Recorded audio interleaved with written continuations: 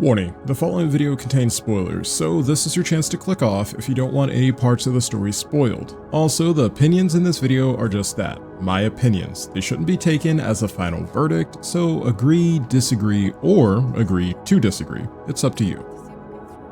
So, Still Wakes the Deep, an amazing 70s-based psychological horror game that tosses you into the shoes of oil rig electrician and family man on the run, Kaz McCleary, who is trying to escape his crimes back on land across the Christmas holiday. Now, initially, not a lot about Kaz is actually told, but thankfully, this is all revealed to us in due time through flashbacks, which is basically just Kaz losing his while trying to escape this already doomed oil rig. Now ultimately, the story of Still Wakes did feel great. The characters for the most part seemed completely believable. They were average, everyday oil rig workers just trying to get a job done. Kaz seemed like a honest family man that made a mistake and was trying to right his wrongs and make it back home to his wife and kids, or wife and weens for Christmas. Just the weens for me. Now, one thing I can really appreciate about Still Wakes is they didn't take the route that some games do, and that is making some of the supporting characters or even the main character just become a sudden hero in the matter of hours. Throughout the course of the story, all the characters kind of seemed to get more and more impacted by the horrors that were going on all around them,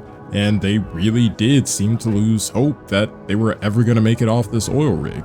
Now, as good as the overall writing was, and as much as I enjoyed it, as with any piece of media these days, there were still some pretty obvious plot holes that I couldn't help but pay attention to. One of the first that we get introduced with is, well, how did Kaz manage to survive a fall that was the exact same one that killed Gregor only moments before? Not only that, but how is a man that just survived a well over 100+ foot fall into the North Sea and apparently had a barrel of oil smack him in the face absolutely okay only a few moments later? Obviously, I do understand, this isn't like anime, where they have no issue just killing off our MC only moments into the show. I wasn't expecting Still Wakes the isekai, but it did kind of leave me questioning. Also, there's the fact that Brody was supposed to be helping Rafts get out of the diving bell, but the issue is Rafts was already infected by whatever otherworldly horror was taking over the rig, which led me to ask, how is Brody still alive? Now, at first it was pretty easy to just kind of glance over this, or maybe even just assume that Brody did the smart thing, looked through the dive bell, realized that Rafts was too far mutated, and just left him there. But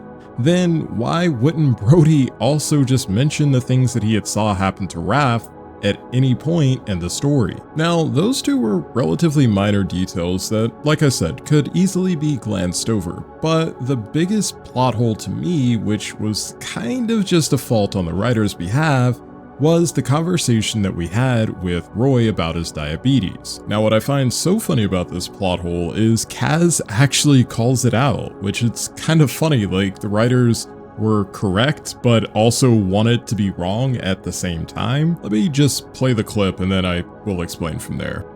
Kaz, mate, I'm not going to make it over the deck. I'm not feeling so good, pal. I think I need my insulin. What? You're fucking kidding, Roy. Now? Oh, I'm sorry to inconvenience you, Mr. Bloody Fit and Healthy. I'll tell you what, I'll have a little chat with my pancreas, shall I, and tell it to pull its socks up. All right, fuck's sake.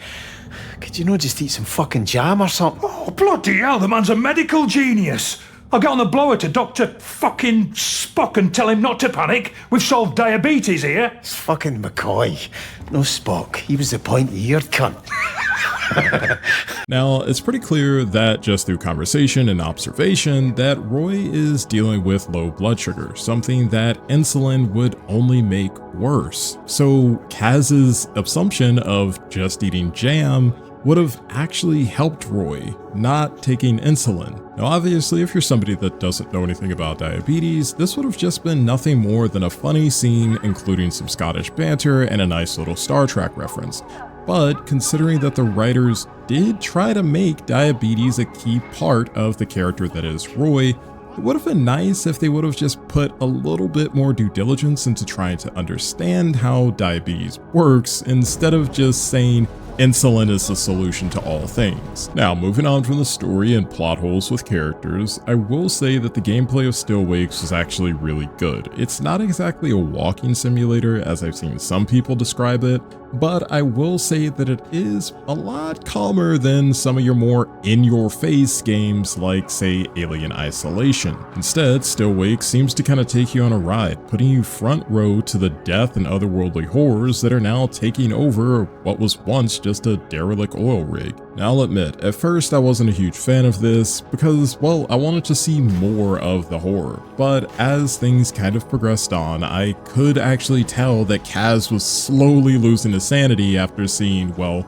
so many of his co-workers now turned into nothing but red paste. On the other hand, I definitely do understand why some people could say that it was more of a walking parkour simulator, as out of the 6 hours of gameplay, there is a decent chunk of that you do spend just trying to jump, swim, or otherwise navigate across this broken down oil rig that is collapsing into the North Sea. Combine that with the fact that there's only about 7 or so scenes where you're either playing hide and seek with monsters or you're just in a pretty much straight line chase scene. Now, I can't really say that this is a bad thing. I mean, obviously, yes, the horror and fear junkie in me would have loved a bit less running and swimming for a bit more close call fight scenes with these otherworldly creatures, but I can understand and appreciate the direction that they did take with the gameplay. Also, I gotta say that I can also appreciate the direction that they took with crafting these monstrosities that we have to hide or run from all around the oil rig. The fact that they allow them to not just immediately become these hyper mutated creatures that were just completely unrecognizable,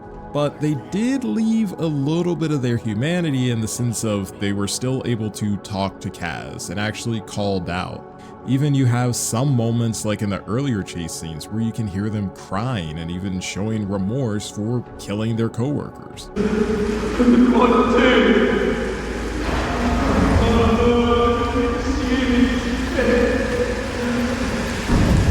Now that last little bit of humanity that you could tell was still clinging on to what was now the remains of a mutated person was really a nice touch to the psychological horror aspect of things.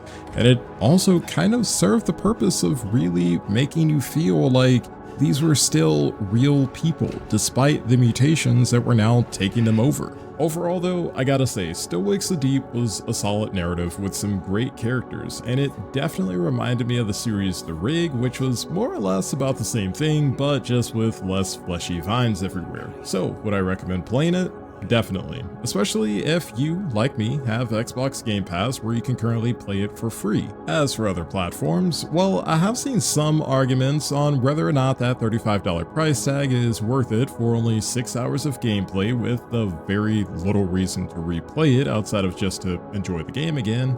But honestly, those 6 hours of gameplay were pretty immersive and really enjoyable. Not to mention the fact that we did have an amazing cast of actors for this, as well as an amazing soundtrack, so honestly, I think $35 is a pretty fair price to pay for everything that Still Wakes has to offer. But with that, I think this just about wraps up my review of it. So let me know in the comments whether you agree, disagree, or feel like there's something that I might have missed. Also, if you've already completed your playthrough, let me know how you felt after taking that final step out into the deep.